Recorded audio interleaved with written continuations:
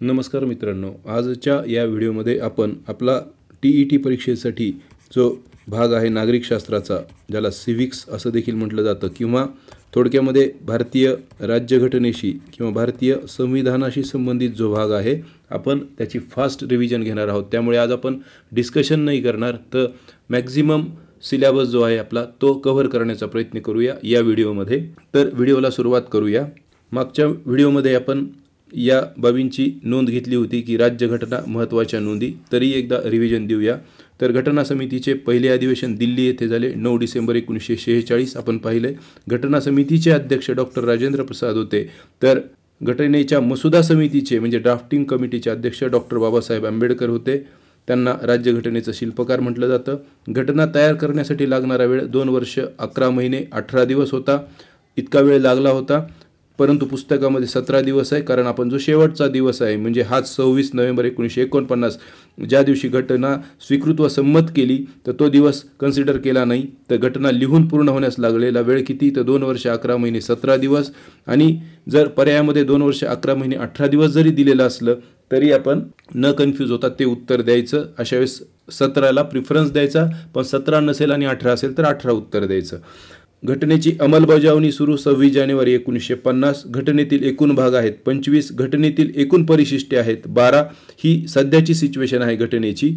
घटनेतील अनुच्छेदांची प्रत्यक्ष संख्या म्हणजे कलमांची संख्या, आपल्याला माहिती की शेवटच्या कलमाचा आकडा 395 आहे, मूळ 395 होता आणि कलमांचा आकडा बदललेला नाही आहे। तर नवीन कलमे उपकलमांच्या स्वरूपात ABCD IJK या पद्धतीने त्यामध्ये ॲड केलेली असल्यामुळे आज मी तिचा आपण प्रत्यक्ष कलमांची संख्या मोजली तर ती 470 प्लस मायनस असू शकते। केंद्र सूचीतील विषयांची संख्या आहे 98। राज्य सूचीतील विषयांची संख्या आहे 59। समवर्ती सूचीतील विषयांची संख्या आहे 52। हे अधिकार विभागणी आहे केंद्र आणि राज्यामधील। केंद्र सूचीतील विषयावर केंद्राला कायदा करता येतो, राज्य सूचीतील विषयावर कायदा करण्याचा अधिकार राज्याला असतो आणि समवर्ती सूचीतील विषयावर कायदा करण्याचा अधिकार केंद्र आणि राज्य दोघांनाही असतो। परंतु अशा वेळेस काही अपवाद वगळता केंद्राचा कायदा हा प्रबळ ठरतो, प्रमाण ठरतो। ही माहिती लक्षात ठेवा। अधिकृत भारतीय भाषांची संख्या आहे 22। अशा प्रकारे आपण या गोष्टी पूर्वी पाहिलेल्या आहेत। त्याचबरोबर घटना समितीच्या पहिल्या अधिवेशनाचे हंगामी अध्यक्ष डॉक्टर सच्चिदानंद सिन्हा हे होते आणि या ठिकाणी दिलेले की संख्यात्मक दृष्टीने विचार केल्यास भारतीय राज्यघटनेत सुरुवातीला एकूण 395 अनुच्छेद होते।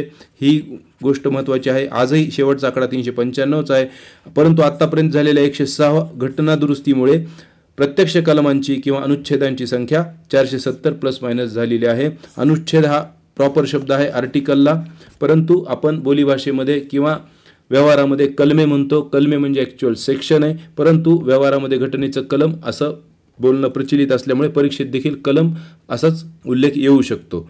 त्यानंतर आपण पाहूयात या ठिकाणी राज्यघटनेची वैशिष्ट्ये पाहूयात आधी। तर राज्यघटनेची वैशिष्ट्ये काय आहेत, तर ही भारतीय राज्यघटनेची वैशिष्ट्ये आहेत। तर लिखित स्वरूपातील राज्यघटना आहे, अतिशय विस्तृत व मोठी राज्यघटना आहे, संघराज्यात्मक परंतु प्रबळ केंद्रशासन असलेली घटना आहे। हे वैशिष्ट्य आहे, म्हणजे लिखित स्वरूपात आहे आपली राज्यघटना, विस्तृत व मोठी आहे जगामध्ये भारताची राज्यघटना आणि पूर्णतः लिखित स्वरूपात आहे, संघराज्यात्मक आहे। म्हणजेच काय, तर केंद्र आणि राज्य यांच्यामध्ये अधिकार विभागणीची तरतूद आहे। परंतु या ठिकाणी एक वैशिष्ट्य म्हणजे काय, तर केंद्र शासन या ठिकाणी प्रबळ केलेलं आहे। दोघांनाही समान अधिकार नाहीत, तर केंद्राला राज्याच्या तुलनेत अधिक अधिकार मिळालेले आहेत, केंद्र प्रबळ आहे। परिदृढता व परिवर्तनीयता यांचा संगम किंवा समन्वय आहे। म्हणजेच काय, तर घटना काही बाबतीमध्ये परिदृढ आहे, त्यामध्ये सहज बदल करता येत नाही, त्याच वेळेस ती लवचिक देखील आहे, म्हणजे आवश्यकतेनुसार संसदेला त्यामध्ये परिवर्तन करता येतं। मूलभूत हक्कांची तरतूद आहे, लिखित स्वरूपात तरतूद असलेली घटना आहे आपली, म्हणजेच फंडामेंटल राईट्स ज्याला म्हणतो इंग्रजीमध्ये, त्याची तरतूद आहे। त्यानंतर मार्गदर्शक तत्वांची तरतूद आहे, मूलभूत कर्तव्यांची तरतूद आहे, म्हणजे directive principles of state policy ज्याला म्हटलं जातं, राज्यांसाठीची निदेशक तत्वे देखील म्हटलं जातं त्याला। मूलभूत कर्तव्यांची तरतूद म्हणजेच काय, तर फंडामेंटल ड्युटीज म्हटलं जातं। त्याचबरोबर स्वतंत्र व एकसूत्री न्याय व्यवस्था आहे, म्हणजे काय, तर संघराज्यात्मक शासन व्यवस्था तर भारतात आहे, म्हणजे केंद्र आणि राज्य अशा प्रकारे अधिकार विभागणी असली तरी न्याय व्यवस्थेचा जर विचार केला तर ती मात्र कशी आहे भारतात, तर ती एकेरी स्वरूपाची आहे। म्हणजेच शिरोभागी या ठिकाणी कोणतं न्यायालय आहे, तर सर्वोच्च न्यायालय आहे आणि त्याच्या अंतर्गत त्याच्या अखत्यारीमध्ये किंवा त्याच्या अंडर खाली इतर मग उच्च न्यायालय असतील, दुय्यम न्यायालय, विविध न्यायालय ही सर्वोच्च न्यायालयाच्या नियंत्रणाखाली असतात. म्हणजेच काय तर भारतामध्ये एकसूत्री एकात्मक न्यायव्यवस्था आहे आणि शासन व्यवस्था मात्र संघराज्यात्मक आहे. ही गोष्ट लक्षात ठेवा. न्यायालयीन पुनर्विलोकनाची तरतूद देखील करण्यात आलेली आहे, म्हणजे ज्युडिशियल रिव्ह्यू ज्याला आपण म्हणतो. तर न्यायालयीन पुनर्विलोकनाची तरतूद आहे आपल्या घटनेमध्ये. हे देखील आपल्या घटनेचं वैशिष्ट्य आहे. एकेरी म्हणजेच केंद्राचं नागरिकत्व आहे, म्हणजे भारतामध्ये संघराज्य व्यवस्था जरी असली तरी राज्याचं वेगळं असं नागरिकत्व नसतं. म्हणजेच जर प्रश्न आला की भारतामध्ये कोणत्या स्वरूपाचं नागरिकत्व आहे, कोणत्या प्रकारचं नागरिकत्व आहे, तर ते भारतामध्ये एकेरी नागरिकत्व आहे. भारत हे धर्मनिरपेक्ष राष्ट्र आहे. कोणत्याही धर्माचा पुरस्कार करत नाही राष्ट्र, किंवा राष्ट्राला असा कोणता धर्म नाही आहे. प्रौढ मतदान पद्धतीची तरतूद करण्यात आलेली आहे. म्हणजेच काय तर 18 वर्ष पूर्ण झालेल्या प्रत्येकाला या ठिकाणी कोणताही भेदभाव न करता मत देता येतं आणि प्रत्येकाला एकच मत देता येतं, अशी तरतूद आहे. म्हणजेच काय तर लहान मोठा गरीब श्रीमंत असा भेद न करता प्रत्येकाच्या मताला समान मूल्य या ठिकाणी आहे. राष्ट्रपती घटनात्मक प्रमुख आहे, तर पंतप्रधान हा वास्तविक प्रमुख आहे. म्हणजेच काय तर राष्ट्रपतीला आपला कारभार मंत्रिमंडळाच्या सल्ल्यानुसार करावा लागतो. म्हणजेच भारतामध्ये राष्ट्रपती कसा आहे तर तो घटनात्मक प्रमुख आहे आणि वास्तव प्रमुख कोण आहे तर तो भारताचा पंतप्रधान वास्तव प्रमुख आहे. त्यानंतर संसदीय शासन व्यवस्था आहे. भारतामध्ये संसदेचे 2 ग्रह आहेत. लोकसभा हे कनिष्ठ सभागृह आहे, ज्याला प्रथम सभागृह म्हटलं जातं. राज्यसभा हे वरिष्ठ सभागृह आहे, ज्याला आपण द्वितीय किंवा वरिष्ठ सभागृह म्हणतो. अशा प्रकारे रचना करण्यात आलेली आहे. 2 सदने आहेत आणि संसदीय शासन व्यवस्थेचे जर अंग कोणते म्हणलं तर राष्ट्रपती देखील आहे, त्याचबरोबर लोकसभा आणि मग राज्यसभा असे संसदेचे अंग आहेत. संसदेस घटना दुरुस्तीचे अधिकार आहेत, म्हणजेच घटना परिदृढ असली तरी त्यात आवश्यकतेनुसार परिवर्तन करण्याची देखील तरतूद आहे. त्याचबरोबर 368व्या कलमामध्ये आणीबाणी विषयक तरतुदी दिलेल्या आहेत.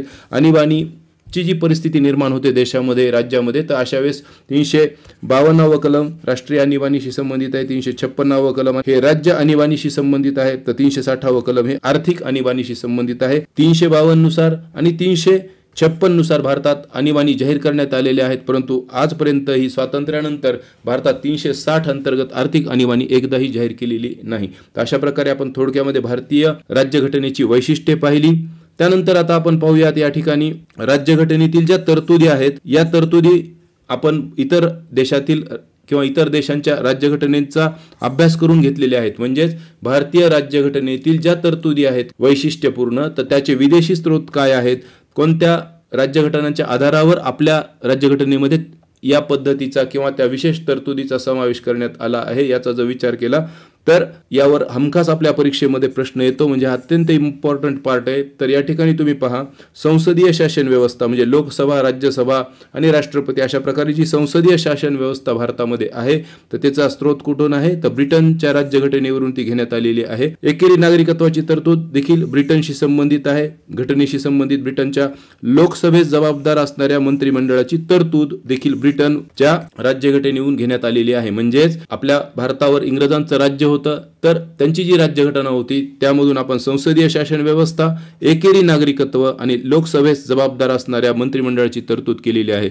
आता लोकसभेस जबाबदार आहे म्हणजेच काय, दुसऱ्या शब्दात सांगायचं तर मंत्रिमंडळावर अविश्वास ठराव आणण्याचा जो अधिकार आहे तो लोकसभेस असतो. लोकसभेमध्येच आपल्याला अविश्वासाचा ठराव मंत्रिमंडळावरचा मांडता येतो, म्हणजेच तिथल्या प्रतिनिधींना मांडता येतो. तर अशा प्रकारे या 3 तरतुदी ज्या आहेत त्या ब्रिटनच्या घटनेवरून घेण्यात आलेल्या आहेत. मूलभूत हक्क म्हणजे फंडामेंटल राईट्सची तरतूद ही अमेरिका आणि फ्रान्सच्या घटनेवरून आहे. त्याचबरोबर उपराष्ट्रपतीची जी तरतूद आहे व्हाईस प्रेसिडेंट भारताचा, तर ती अमेरिकेच्या घटनेवर आधारित आहे. मूलभूत हक्क अमेरिका आणि फ्रान्स, उपराष्ट्रपती अमेरिका, त्याचबरोबर स्वतंत्र व निष्पक्ष न्यायव्यवस्था, एकेरी न्यायव्यवस्था नाही तर स्वतंत्र व निष्पक्ष न्यायव्यवस्था अमेरिकेच्या घटनेवरून घेण्यात आलेली आहे. त्याचबरोबर ज्युडिशियल रिव्ह्यू ज्याला न्यायालयीन पुनर्विलोकन म्हणतो आपण, ही तरतूद देखील अमेरिकेच्याच घटनेवरून घेण्यात आलेली आहे. लक्षात घ्या, अमेरिकेच्या घटनेवरून मूलभूत हक्क, उपराष्ट्रपती, न्यायव्यवस्था, स्वतंत्र व निष्पक्ष न्यायव्यवस्था, न्यायालयीन पुनर्विलोकन आणि त्याचबरोबर सर्वोच्च न्यायालयाची स्थापना व अधिकार, सर्वोच्च न्यायालयाची स्थापना आणि अधिकार देखील अमेरिकेच्या घटनेवरूनच आपण घेतलेले आहेत. हे विदेशी स्रोत आहेत आपल्या येथील तरतुदींचे. म्हणजे आपली जी रचना असते त्यामध्ये बराचसा भाग या घटनेच्या आधारे सामील केलेला असतो, हे लक्षात घ्या. त्यानंतर पुढचा मुद्दा आहे की संघराज्य व्यवस्था आहे म्हणजे भारतामधील, तर ती कॅनडाच्या घटनेवर आधारित आहे. त्यानंतर मार्गदर्शक तत्वे ही आयर्लंडच्या घटनेवर आहेत. लक्षात ठेवा, संघराज्य व्यवस्था ही कॅनडा, मार्गदर्शक तत्वे आयर्लंड आहे. या ठिकाणी आपण मूलभूत हक्क पाहिलं तर ते अमेरिका आणि फ्रान्सच्या घटनेवर आधारित आहेत. मूलभूत कर्तव्ये फंडामेंटल ड्युटीज रशियाच्या घटनेवर आधारित आहेत. मार्गदर्शक तत्वे आयर्लंड, मूलभूत कर्तव्ये हे रशियाच्या घटनेवर. त्यानंतर प्रजासत्ताक स्वरूप जे आहे आपल्या देशाचं तर ते आहे फ्रान्सच्या घटनेवरती, आणि फ्रान्सच्याच घटनेवरती मूलभूत हक्क आहे म्हणजे अमेरिका आणि फ्रान्सच्या घटनेवर आधारित आहेत. मूलभूत हक्क आणि प्रजासत्ताक स्वरूप जे आहे आपलं तर ते फ्रान्सच्या घटनेवर आधारित आहे. आणि समवर्ती सूचीची जी तरतूद आहे तर ती आहे ऑस्ट्रेलियाच्या घटनेवर. समवर्ती सूचीमध्ये एकूण 52 विषय आहेत आपण या ठिकाणी पाहिलं, तर या समवर्ती सूचीची जी तरतूद आहे ती ऑस्ट्रेलियाच्या घटनेवर आधारित आहे. समवर्ती सूची म्हणजे केंद्र व राज्य या दोघांनाही त्या सूचीतील विषयांवर कायदा करण्याचा अधिकार असतो. केंद्र राज्य संबंध आणि अधिकार विभागणी जी आहे तर ती ऑस्ट्रेलियाच्या घटनेवरच आधारित आहे. समवर्ती सूचीची तरतूद आहे आणि अधिकार विभागणी जी आहे म्हणजे केंद्र सूची, राज्य सूची ही तरतूद देखील ऑस्ट्रेलियाच्या घटनेवर आधारित आहे. आणि घटना दुरुस्तीची जी प्रक्रिया आहे ज्याला आपण कॉन्स्टिट्यूशनल अमेंडमेंट म्हणतो तर ती दक्षिण आफ्रिकेच्या घटनेवर आधारित आहे. तर लक्षात घ्या, पुन्हा एकदा रिव्हिजन देऊन टाका की ब्रिटनच्या घटनेवर आधारित आहे संसदीय शासन व्यवस्था, एकरी नागरिकत्व आणि लोकसभेत जबाबदार असणाऱ्या मंत्रिमंडळाची तरतूद आहे. अमेरिका फ्रान्सवर मूलभूत हक्कांची तरतूद जी आहे ती अमेरिका आणि फ्रान्सवर आधारित आहे. त्याचबरोबर अमेरिकेवर आधारित इतर ज्या तरतुदी आहेत त्यामध्ये उपराष्ट्रपती, स्वतंत्र व निष्पक्ष न्यायव्यवस्था, न्यायालयीन पुनर्विलोकन, सर्वोच्च न्यायालयाची स्थापना हे अमेरिकेवर आधारित आहे. म्हणजे अमेरिकेवर न्यायालयाच्या तरतुदीत की सर्वोच्च न्यायालयाची स्थापना आणि न्यायालयीन पुनर्विलोकन, त्याचबरोबर न्यायव्यवस्था म्हणजे एकूण 3 तरतुदी अमेरिकेच्या घटनेवर आधारित आहेत. न्यायालयाशी संबंधित उपराष्ट्रपतीची तरतूद देखील अमेरिकेवर आधारित आहे. मूलभूत हक्कांची तरतूद अमेरिका आणि फ्रान्सवर आधारित आहे. संघराज्य व्यवस्था कॅनडावर, कॅनडाचा एकच उल्लेख आहे या ठिकाणी. संघराज्य व्यवस्था कॅनडाच्या घटनेवर आधारित आहे. मार्गदर्शक तत्वे आयर्लंड, मूलभूत कर्तव्ये रशियाच्या घटनेवर आधारित आहेत. प्रजासत्ताक स्वरूप फ्रान्स आणि समवर्ती सूची आणि केंद्र राज्य संबंध अधिकार विभागणी ऑस्ट्रेलियाच्या याच्यावर, आणि घटना दुरुस्तीची जी प्रक्रिया आहे ती दक्षिण आफ्रिकेच्या घटनेवर आधारित आहे. अशा प्रकारे ही माहिती लक्षात आली असेल. त्यानंतरचा मुद्दा आपण पाहूयात. राज्यघटनेचे भाग आपण आत्ताच पाहिले की राज्यघटनेचे एकूण 25 भाग आहेत. सुरुवातीला 22 होते, त्यामध्ये आपण हे मागच्या व्हिडिओमध्ये पाहिलेलं आहे. तर राज्यघटनेचे एकूण भाग आहेत 25. या ठिकाणी जरी 22 तुम्हाला आकडा दिसत असला तरी या ठिकाणी 4A या स्वरूपामध्ये 9A आणि 9B मध्ये हे नवीन भाग ऍड झालेले आहेत आणि त्यामुळे मग एकूण 25 भाग आहेत हे लक्षात घ्या. तर आपण पाहूयात भाग 1 कशाशी संबंधित आहे, म्हणजे भाग 1 मध्ये कोणता विषय आहे तर यावरही प्रश्न येऊ शकतो. तर भाग 1 मध्ये आहे संघराज्य व त्याचे राज्यक्षेत्र. हा पहिलाच भाग असल्यामुळे यामध्ये भारतीय संघराज्य व त्याचे राज्यक्षेत्र हा विषय आहे. भाग 2 मध्ये नागरिकत्वाची तरतूद आहे. पहिल्या ह्याच्यामध्ये संघराज्य व त्याचे राज्यक्षेत्र, दुसऱ्या ह्याच्यामध्ये नागरिकत्व, तिसऱ्या ह्याच्यामध्ये मूलभूत हक्क. हा महत्त्वाचा आहे की तिसरा भाग कशाशी संबंधित आहे तर मूलभूत हक्कांशी संबंधित आहे. चौथा भाग जो आहे तो मार्गदर्शक तत्वांशी, म्हणजे ज्यालाच काय म्हटलं जातं राज्य धोरणांची निदेशक तत्वे म्हटलं जातं, ज्यालाच आपण डायरेक्टिव्ह प्रिन्सिपल्स देखील म्हणतो ऑफ स्टेट पॉलिसी. तर त्यानंतर 4A भाग हा नव्याने ऍड केलेला भाग आहे. तर लक्षात घ्या, पहिला भाग संघराज्य, दुसरा भाग नागरिकत्व, तिसरा भाग मूलभूत हक्क. मूलभूत हक्क महत्त्वाचा पार्ट आहे तर तो तिसऱ्या भागामध्ये आहे घटनेच्या. चौथा भाग मार्गदर्शक तत्वाशी संबंधित आहे आणि चौथा A म्हणजे 4A हा भाग आहे मूलभूत कर्तव्याशी संबंधित आहे, कारण हा नंतर ऍड केलेला आहे. त्यामुळे पहिला भाग संघराज्य, दुसरा भाग नागरिकत्व, तिसरा मूलभूत हक्क, चौथा मार्गदर्शक तत्व आणि 4A मूलभूत कर्तव्य. त्यानंतर 5वा जो भाग आहे त्यामध्ये संघराज्य, त्यानंतर 6वा जो भाग आहे त्यामध्ये घटक राज्य, 7वा भाग 7वी घटना दुरुस्ती 1956 अन्वये निरसित करण्यात आलेला आहे. म्हणजे 7वा भाग आता घटनेमध्ये नाहीये, तो निरसित केलेला आहे. त्यानंतरचा जो भाग आहे तो 8वा भाग पुन्हा संघराज्य प्रदेश. तर या ठिकाणी संघराज्य, 5वा भाग संघराज्य आहे आणि 8वा भाग जो आहे तो संघराज्य प्रदेश आहे. 6वा भाग आहे तो घटक राज्यांशी संबंधित आहे, हे लक्षात घ्या. त्यानंतर 9वा भाग पंचायतीशी संबंधित आहे, ज्याला आपण स्थानिक स्वराज्य संस्था म्हणतो. 9व्या भागामध्ये A भाग जो आहे म्हणजे 9A, तर 9A भाग आहे नगरपालिकेशी संबंधित, तर 9B भाग आहे सहकारी संस्थांशी संबंधित आहे. हे नव्याने ऍड केलेले भाग आहेत, हे लक्षात घ्या. म्हणजे 9वा भाग पंचायतीशी संबंधित आहे, 9वा A भाग जो आहे 9A भाग तो नगरपालिकेशी संबंधित, 9B भाग सहकारी संस्थांशी संबंधित आहे, भाग 10 जो आहे तो अनुसूचित क्षेत्रे व आदिवासी क्षेत्रांशी संबंधित आहे. लक्षात घ्या, 10वा भाग अनुसूचित क्षेत्रे व आदिवासी क्षेत्रांशी संबंधित आहे. आता 11वा जो भाग आहे तो केंद्र व राज्य यांच्याशी संबंधित आहे. आता हे लक्षात ठेवणं गरजेचं आहे, कारण अनुसूची आणि भाग यामध्ये फरक आहे, परिशिष्ट आणि भाग यामध्ये फरक आहे. तर 11वा भाग केंद्र राज्य संबंधाशी संबंधित आहे. 12वा भाग जो आहे तो वित्त, मालमत्ता, करार, संविधानी दावे.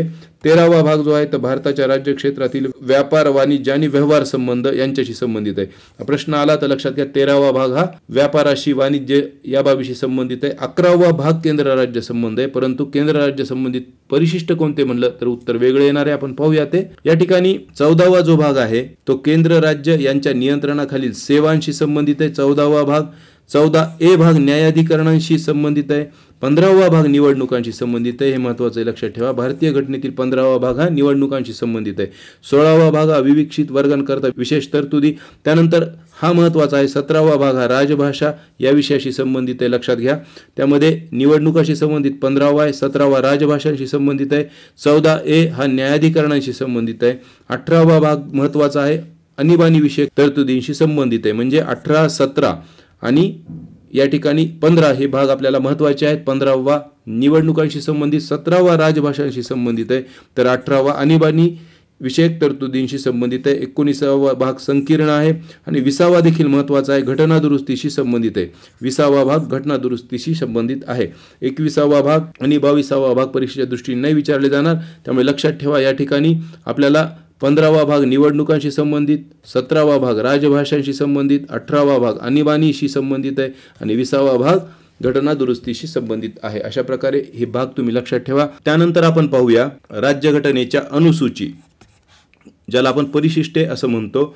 तर भारतीय राज्यघटनेतील काही अनुच्छेदांबाबत अधिक माहिती देण्यासाठी, म्हणजे ज्या काही तरतुदी आहेत कलमांमध्ये केलेल्या, त्या कलमांबाबत म्हणजेच अनुच्छेदांबाबत म्हणजेच आर्टिकलबाबत अधिक माहिती देण्यासाठी, सविस्तर तपशिलासाठी, म्हणजे त्या कलमामध्ये जी माहिती दिलेली आहे त्याचा सविस्तर तपशील देण्यासाठी जी काही परिशिष्टे जोडलेली आहेत त्यालाच काय म्हणतो आपण, अनुसूची असे म्हणतो. या ठिकाणी लक्षात घ्या की ही जी परिशिष्टे आहेत भारतीय राज्यघटनेत ते एकूण किती आहेत, तर 12 परिशिष्टे आहेत. हे लक्षात घ्या. सुरुवातीला किती होते परिशिष्टे, 8 होते. हे आपण मागच्या व्हिडिओमध्ये पाहिलं आणि त्यामध्ये +4 परिशिष्टे ॲड केली गेली, तर एकूण 12 परिशिष्टे आता भारतीय राज्यघटनेमध्ये आज मितीस आहेत. तर आपण पाहूया परिशिष्टे व त्यांचे विषय पाहूया.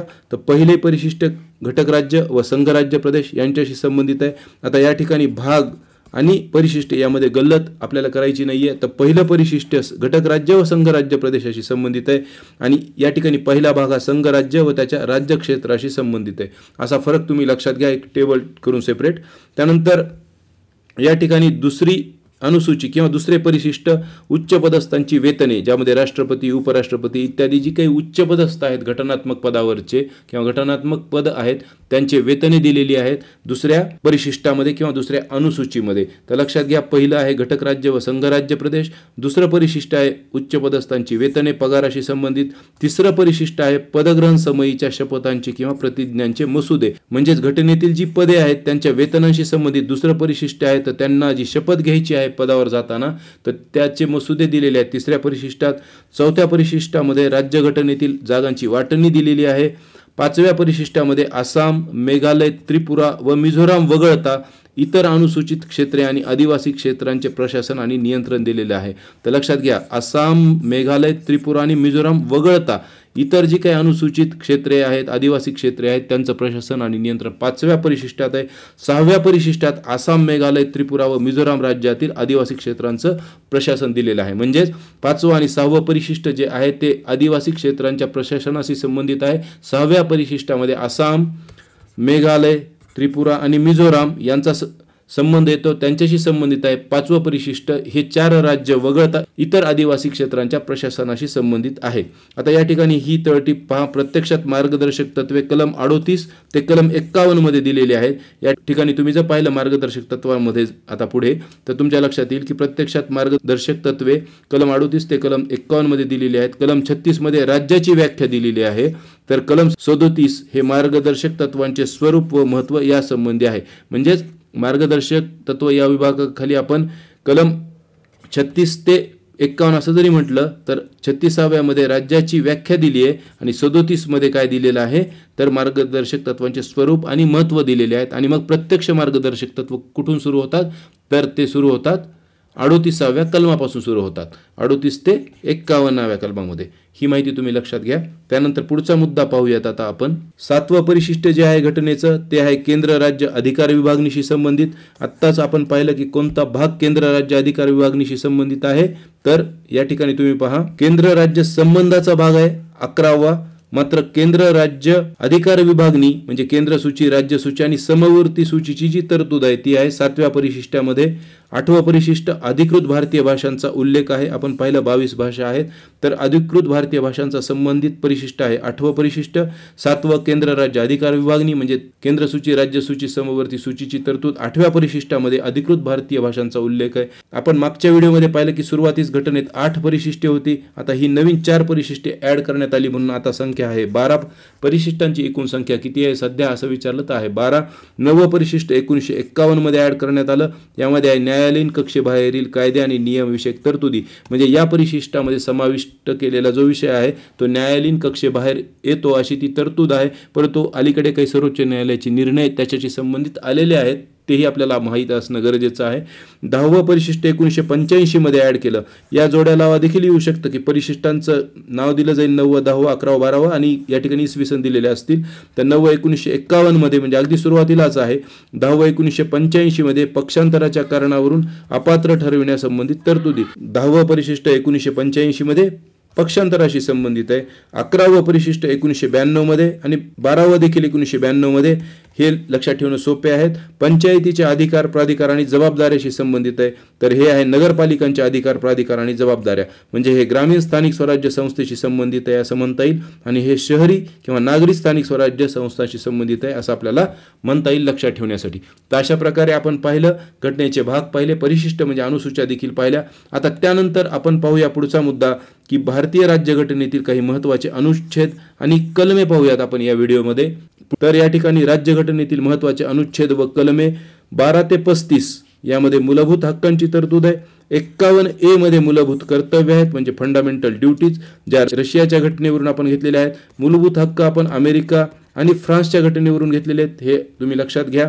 त्याचबरोबर 37 ते 51 मध्ये मार्गदर्शक तत्वांची तरतूद करण्यात आलेली आहे. ही माहिती तुम्ही लक्षात ठेवा. तर आत्ताच आपण जी तरतूद पाहिली त्यामध्ये राज्याची व्याख्या मार्गदर्शक तत्वांचं स्वरूप वगैरे दिलेलं आहे माहिती दिलेली आहे त्याचं महत्त्व सांगितलेलं आहे आणि प्रत्यक्ष मार्गदर्शक तत्व हे 38 ते 51 या दरम्यान येतात हे आपण आत्ता पाहिलं.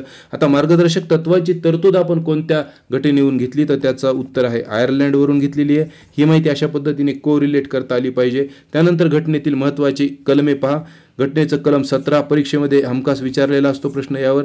हे आहे अस्पृश्यता नष्ट करण्यासंबंधी अनटचेबिलिटी नष्ट करण्यासंबंधी. त्यानंतर 19वे जे कलम आहे हे सर्व कलम जी आहेत तुम्ही या ठिकाणी पाहू शकता 12 ते 35 मूलभूत हक्काशी संबंधित आहेत म्हणजे 17, 19 ही कलमे आता पुढे जी येत आहेत 35 पर्यंतची ती मूलभूत हक्काशी संबंधित आहेत. तर 17वं कलम अस्पृश्यता नष्ट करण्याशी संबंधित.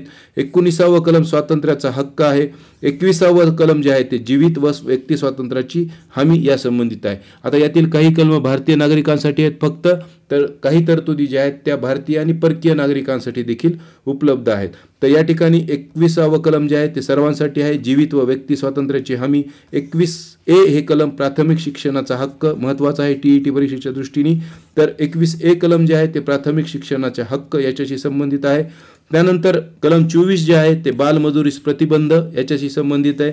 24वं कलम बालमजुरीस प्रतिबंध करतं. त्यानंतर कलम 32 घटनात्मक उपाययोजनेचा हक्क. कलम 40 जे आहे ते ग्रामपंचायतीची स्थापनेशी संबंधित आहे. कलम 44 समान नागरी कायदा कायम चर्चेत असलेलं कलम आहे. कलम 44 हे समान नागरी कायद्याशी संबंधित आहे. कलम 40 हे ग्रामपंचायतीच्या स्थापनेशी संबंधित आहे. त्याचबरोबर कलम 32 म्हणजे मूलभूत हक्कांतर्गत येणारे हे जे कलम आहे 32 हे आहे घटनात्मक उपाययोजनेचा हक्क. हे कधी वापरलं जातं तर मूलभूत हक्कावर एखाद्याच्या जर अतिक्रमण केलं किंवा हक्क भंग झाला तर त्याला न्यायालयाकडे दाद मागता येते यालाच आपण घटनात्मक उपाययोजनेचा हक्क म्हणतो. तर कलम 32 मध्ये ती तरतूद आहे लक्षात घ्या. कलम 32 मध्ये कलम 40 ग्रामपंचायतीशी संबंधित आहे. पाठ करून टाका. 2दा-3दा वाचलं तर ते लक्षात राहतं आपल्या. कलम 44 समान नागरी कायद्याशी ज्याला आपण कॉमन सिव्हिल कोड वगैरे म्हणतो. त्यानंतर कलम 52 राष्ट्रपतीची तरतूद आहे. राष्ट्रपतीची तरतूद कोणत्या कलमानुसार आहे तर कलम 52 नुसार आहे. 61व्या कलमामध्ये राष्ट्रपतीवरील महाभियोगाची प्रक्रिया देण्यात आलेली आहे. लक्षात ठेवा, राष्ट्रपतीची तरतूद 52 नुसार आहे तर उपराष्ट्रपतीची तरतूद 63व्या कलमानुसार आहे. 52व्या कलमानुसार राष्ट्रपतीची तरतूद, 63व्या कलमानुसार म्हणजे 52 मध्ये 11 मिसळले तर 63व्या कलमात उपराष्ट्रपतीची तरतूद आहे. कलम 61 मध्ये महाभियोगाची प्रक्रिया आहे, म्हणजे राष्ट्रपतीची तरतूद 52 मध्ये आहे आणि त्याला पदावरून काढण्याची तरतूद ही 61 मध्ये आहे. तर त्यानंतर 63व्या कलमात उपराष्ट्रपतीची तरतूद आहे. कलम 74 केंद्रीय मंत्रिमंडळाची तरतूद करण्यात आलेली आहे. 75(1) मध्ये पंतप्रधानाची नियुक्ती करण्यात आलेली आहे. म्हणजे राष्ट्रपतीची विचार केला आपण तर राष्ट्रपती 52व्या कलमानुसार, उपराष्ट्रपती 63 कलमानुसार, तर पंतप्रधान 75(1) या कलमानुसार आहे. 74वं कलम हे केंद्रीय मंत्रिमंडळाशी संबंधित आहे. ही माहिती लक्षात ठेवा. त्यानंतर कलम 76 जे आहे ते भारताचा महान्यायवादी याची नियुक्ती करण्याविषयी. कलम 108 काही प्रकरणांमध्ये संसदेच्या दोन्ही सदनांची संयुक्त बैठक, म्हणजे आपण म्हणतो की संसदेच्या संयुक्त बैठकीची तरतूद कोणत्या कलमात आहे तर कलम 108 मध्ये आहे. महान्यायवाद्याची तरतूद 76 मध्ये आहे. तर 108 कलम देखील महत्त्वाचा आहे. भारताच्या संसदेच्या दोन्ही सदनांची किंवा संसदेच्या दोन्ही गृहांची संयुक्त बैठक ही कलम 108 नुसार आयोजित करता येते. त्यानंतर धनविधेयकाची व्याख्या, ज्याला इंग्रजीमध्ये मनी बिल म्हटलं जातं, तर याची व्याख्या 110 मध्ये दिलेली आहे. राष्ट्रपतीस अध्यादेश, ज्याला वटहुकूम म्हणतो आपण, तर तो काढण्याचा अधिकार 123 म्हणजे 1, 2, 3 कलम कशाशी संबंधित आहे. 123वं कलम तर ते आहे राष्ट्रपतीच्या वटहुकुमाशी किंवा अध्यादेश काढण्याशी संबंधित. कुणाकोणाला काढता येतो अध्यादेश तर राष्ट्रपती ज्याप्रमाणे काढता येतो त्याप्रमाणे राज्याशी संबंधित दुसऱ्या कलमानुसार राज्यपालाला देखील काढता येतो, परंतु त्याचं कलम वेगळं आहे. 123वं जे कलम आहे ते राष्ट्रपतीशी संबंधित आहे. सर्वोच्च न्यायालयाची तरतूद 124व्या कलमामध्ये आहे. लक्षात घ्या, 123वं वटहुकुमाशी संबंधित आहे आणि त्यानंतरचं लगेच 124वं कलम यामध्ये सर्वोच्च न्यायालयाची तरतूद करण्यात आलेली आहे. त्यानंतर 129व्या कलमामध्ये सर्वोच्च न्यायालय हे अभिलेख न्यायालय म्हणून मानलं जातं, त्याची तरतूद आहे. 129व्या कलमामध्ये अभिलेख न्यायालय म्हणजे काय तर सर्वोच्च न्यायालयाचे निर्णय हे जतन केले जातात आणि ते सर्वांवर लागू असतात. तर आपण ती माहिती पुन्हा पाहूया. या ठिकाणी आपला तो उद्देश नाहीये, त्यामुळे 129वं कलम आहे सर्वोच्च न्यायालय हे अभिलेखाचं न्यायालय मानलं जातं. 143वं कलम जे आहे ते राष्ट्रपती सर्वोच्च न्यायालयाकडून सल्ला घेण्याचा अधिकार याच्याशी संबंधित आहे. ही सर्व कलमे जवळजवळ आहेत. लक्षात घ्या, 123, 24, 29 आणि 143. 143वं कलम राष्ट्रपतीस काय सर्वोच्च न्यायालयाकडून सल्ला मागण्याचा अधिकार आहे राष्ट्रपतीला, परंतु तो मानण्याचं मात्र बंधन राष्ट्रपतीवर नसतं. 148वं कलम जे आहे ते भारताचा नियंत्रक व महालेखापरीक्षक, ज्याला कॅग म्हटलं जातं, सर हिशोब तपासनीस देखील म्हटलं जातं किंवा कंट्रोलर अँड ऑडिटर जनरल म्हणलं जातं, त्याच्याशी संबंधित आहे. कलम 148 हे कॅगशी संबंधित आहे. मात्र या ठिकाणी पहा कलम 76 हे महान्यायवादीशी संबंधित आहे. त्यामुळे लक्षात ठेवा, कॅगशी संबंधित कलम जे आहे महालेखा परीक्षकाशी संबंधित कलम आहे 148 आणि कलम 76 जे आहे ते महान्यायवादी अटर्नी जनरल ऑफ इंडिया ज्याला आपण म्हणतो त्याच्याशी संबंधित आहे. कलम 153 जे आहे त्यामध्ये राज्यपालाची तरतूद आहे. आता लक्षात घ्या, राष्ट्रपतीची तरतूद आपण पाहिली. राष्ट्रपतीची तरतूद कलम 52 मध्ये आहे, तर कलम 153 मध्ये राज्यपालाची तरतूद आहे. राज्यपालाचा स्वविवेकाधिकार जो राष्ट्रपतीलाही नसतो, तर राज्यपालाचा स्वविवेकाधिकार जो आहे तो 163(2) या कलमामध्ये दिलेला आहे. 165 मध्ये घटक राज्याचा महाधिवक्ताची तरतूद आहे आणि कलम 214 म्हणजे 124 मध्ये आहे सर्वोच्च न्यायालयाची तरतूद, तर कलम 214 मध्ये उच्च न्यायालयाची तरतूद आहे. लक्षात घ्या, मिळते जुळते अंक आहेत या ठिकाणी. 124 आणि हे 214. 214 आहे उच्च न्यायालयाची तरतूद, तर 124 मध्ये आहे सर्वोच्च न्यायालयाची तरतूद. महाधिवक्त्याची तरतूद आहे 165व्या कलमात. 153 मध्ये राज्यपालाची तरतूद आहे आणि त्यानंतरच्या 163(2) कलमामध्ये त्याचे विवेकाधिकार स्वविवेकाधिकार दिलेले आहेत. त्यानंतर कलम 266 जे आहे ते भारताच्या आणि राज्यांचे एकत्रित निधी व लोकलेखे याच्याशी संबंधित आहे. त्यानंतर हे कलम महत्त्वाचं आहे. 267 जे कलम आहे ते कॉन्टिंजन्सी फंड ज्याला आकस्मिक खर्च निधीची तरतूद आपण म्हणतो त्याच्याशी संबंधित आहे. तर हा मुद्दा मात्र परीक्षेत विचारला जाऊ शकतो.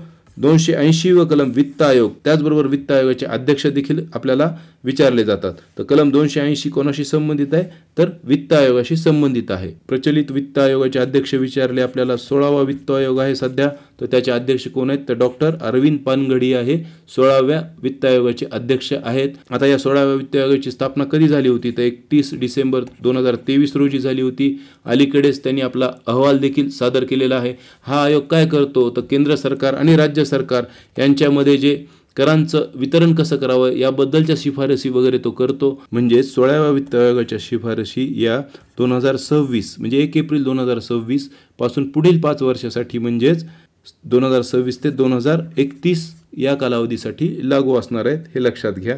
त्यानंतर पुढचा मुद्दा म्हणजे पुढचं कलम आहे 312वं कलम अखिल भारतीय सेवांशी संबंधित आहे. ऑल इंडिया सर्व्हिसेस आपण ज्याला म्हणतो त्याच्याशी संबंधित आहे. 315वं कलम जे आहे ते केंद्रीय व राज्य लोकसेवा आयोगांची तरतूद म्हणजेच UPSCची तरतूद, त्याचबरोबर स्टेट पब्लिक सर्व्हिस कमिशन म्हणजे जसं आपलं MPSC आहे तर त्याच प्रकारे विविध राज्यांच्या लोकसेवा आयोगांची स्थापना किंवा केंद्रीय लोकसेवा आयोगाची स्थापना त्याच्याशी संबंधित कलम. त्याआधीचं 312वं कलम हे अखिल भारतीय सेवांशी संबंधित आहे. त्यानंतर 324वं जे कलम आहे तर ते आहे केंद्रीय निवडणूक आयोगाशी संबंधित, हे लक्षात घ्या. म्हणजेच सेंट्रल इलेक्शन कमिशन आपण जे म्हणतो केंद्रीय निवडणूक आयोग तो 324व्या कलमाशी संबंधित आहे. तर 124वं कलम हे सर्वोच्च न्यायालयाच्या स्थापनेशी संबंधित आहे, लक्षात घ्या. 124वं कलम सर्वोच्च न्यायालयाच्या स्थापनेशी संबंधित आहे. 214 हे कलम उच्च न्यायालयाच्या स्थापनेशी संबंधित आहे. तर त्याचबरोबर 324 हे कलम जे आहे तर ते केंद्रीय निवडणूक आयोगाशी संबंधित आहे. त्यानंतर आपण थोडक्यात पाहिलं होतं मागे की 352वं कलम राष्ट्रीय आणीबाणीशी संबंधित आहे. 356वं कलम राज्य आणीबाणी ज्याला घटनात्मक आणीबाणी म्हणतो किंवा राष्ट्रपती राजवट हा शब्द त्यासाठी प्रचलित आहे त्याच्याशी संबंधित आहे.